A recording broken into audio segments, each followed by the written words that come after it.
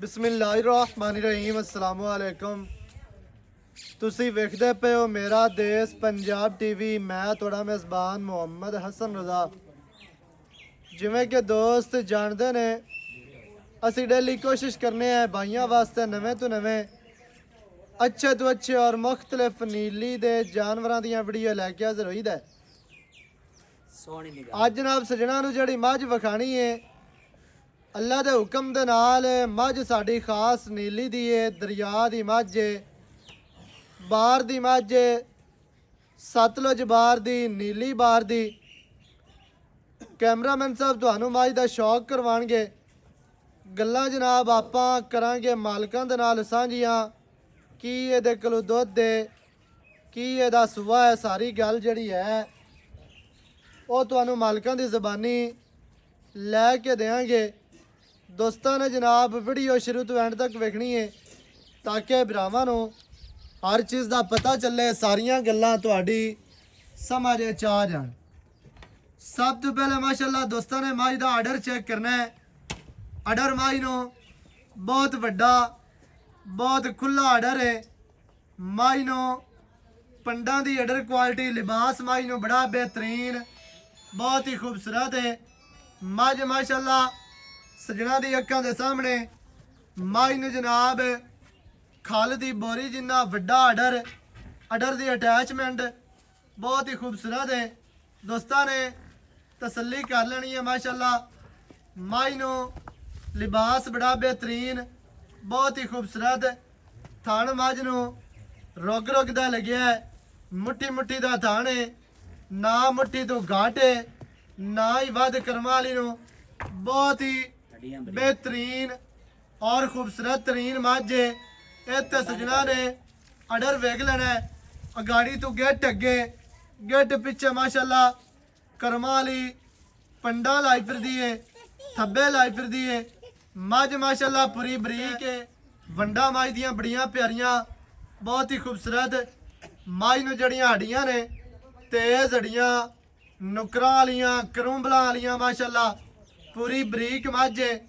मज नूं पुट्ठा 4 फुट चौड़ा, खुड्डा मज नूं पूरा फुट दा है, खुला बिल्कुल साफ है, सफाई वाला डूगा खुड्डा है। मज नूं दरम्यान वाली हड्डी सिंगल है। ढाका मज दियां कितनियां चौड़ियां ने, कितनियां प्यारियां और किन्ने फासले दे माशाल्लाह। ढाकां दा जिहड़ा वक्फा है, ढाकां दा जिहड़ा फासला है वो दोस्तों ने वेख लेना है। बरीक ढाकां चकियां होइयां, कंड माई नूं सीधी तीर है। माई नूं स्ट्रक्चर बहुत ही प्यारा, बहुत ही खूबसूरत। अग्गों मझ जनमन बरीक, पिछों मझ चैड़ी। मझ अग्गों नीवी है, पिछों उच्ची है माशाल्लाह। दोस्तों ने जनाब पूरी तसल्ली कर लेनी है। मझ दुनी कौड़ी तो पाक साफ है। मझ इत्थे चेक करनी है। मझ नूं टोटल बॉडी इस टाइम स्क्रीन ते तुहानूं नजर आ रही है माशाल्लाह। पसलियां मझ दियां बराबर, वक्की मझ नूं छोटी है, कंड मझ नूं बराबर है। दौण मझ दी कोंज वर्गी लम्मी, बरीक दौण, इंतहाई खूबसूरत। दौण दी जिहड़ी गुलाई है वो दोस्तों ने वेखनी है। एक रुग दे विच आण वाली दौण माशाल्लाह बहुत ही खूबसूरत। टोटल बॉडी दे 4-4 इंच पशम वाजिया नजर आ रही है। एक अख माई नूं सफेद है, एक काली है। अखां मोटियां चेहरे दे उत्ते रखियां होइयां, बहुत ही खूबसूरत। सिंग माई नूं चेक करने ने, सिंग दे विच सिंग लाई फिरदी है।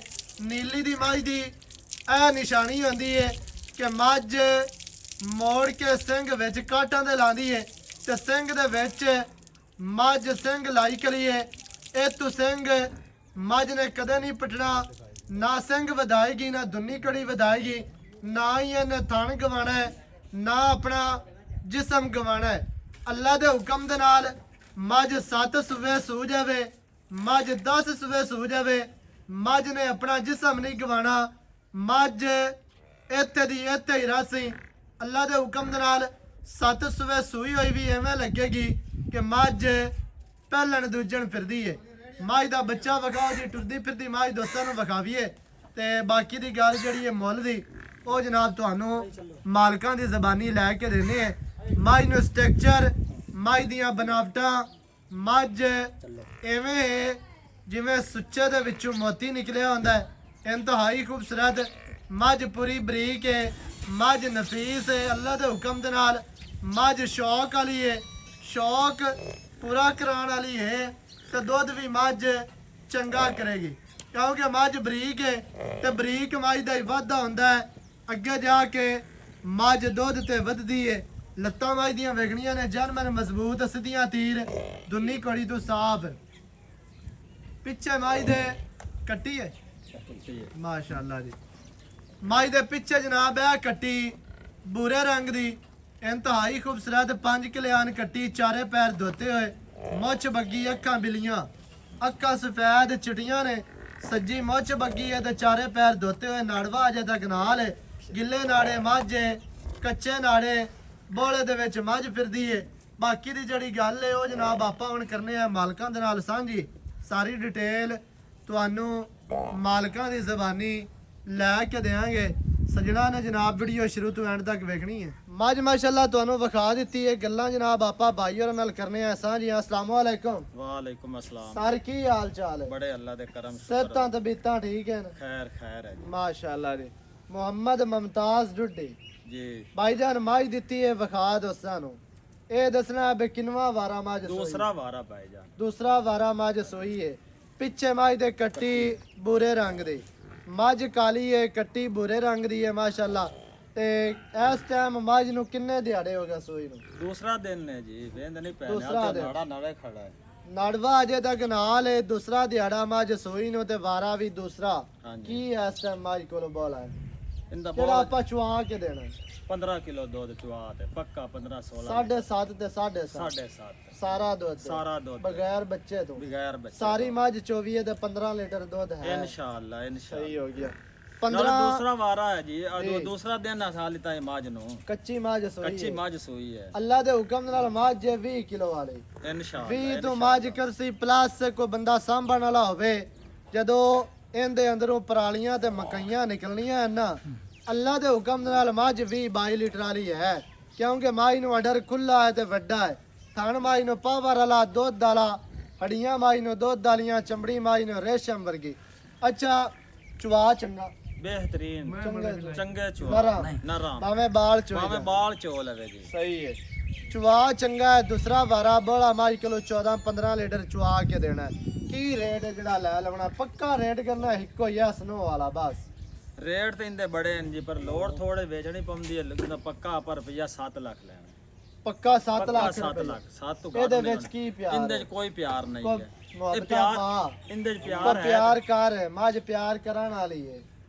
कोई ਕਿਉਂਕਿ बिरा ਖਰਚੇ ਕਿਰਾਏ ਬੜੇ ਹਨ ਅੱਜ। कोई बिरा मौके ते भी आ जावे, चोत ले जावे, मैं हाँ जी। 15 लीटर दूध पक्का ਇਹ इत्थे मौके ते आन ते वेख लेवेन। ਸਹੀ ਹੈ। ते प्यार मोहब्बत कोई होज कर, कोई 5-10 छाड़ दिसा मौके ते जेड़ा आ जावे ਉਹ बिरा। 5 ਦਾ ਛੱਡ ਦੇ ਸਾਂ। हां जी। ਅਜਾ ਬਾਕੀ ਰਹਿ ਗਿਆ 6 ਲੱਖ ਤੇ 90,000। 6 ਦਾ ਛੜੀ ਹੈ ਤੇ 690 ਰਹਿ ਗਿਆ। 690। 6,90,000 ਮੱਝ ਦੀ ਡਿਮਾਂਡ ਹੈ। ਜਿਹੜੇ ਭਰਾ ਨੂੰ ਚੰਗੀ ਲੱਗੇ ਰਾਬਤਾ ਕਰੋ 0308 900 ਦਾ 2811। ਇਹਦੇ ਤੇ ਕਾਲ WhatsApp ਈਮੋ ਸਾਰੀਆਂ ਸਹੂਲਤਾਂ ਮੌਜੂਦ ਹਨ।